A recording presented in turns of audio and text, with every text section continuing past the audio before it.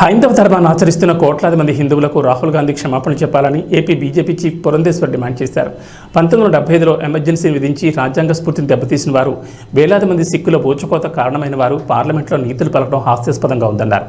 హిందువులందరూ అసత్యమాడుతూ హింసకు పాల్పడుతున్నారని, రాహుల్ వారి మనోభావాలను దెబ్బతీశారని ట్వీట్ చేశారు. 1975వ సంవత్సరంలో దేశవ్యాప్తంగా ఎమర్జెన్సీని విధించి రాజ్యాంగ స్ఫూర్తిని దెబ్బతీసినటువంటి వారు, అదేవిధంగా వేలాది మంది సిక్కుల్ని ఊచకోతకి గురి చేసినటువంటి వారు పార్లమెంట్ లో నీతులు పలకటం అనేది ఇది చాలా హాస్యాస్పదం.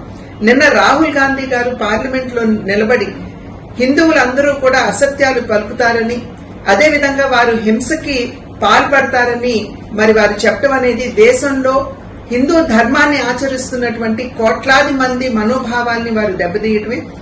కనుక రాహుల్ గాంధీ గారు వెంటనే భారతదేశానికి, అదేవిధంగా హైందవ ధర్మాన్ని ఆచరిస్తున్నటువంటి హిందువులందరికీ కూడా వారు వెంటనే క్షమాపణ చెప్పాలి.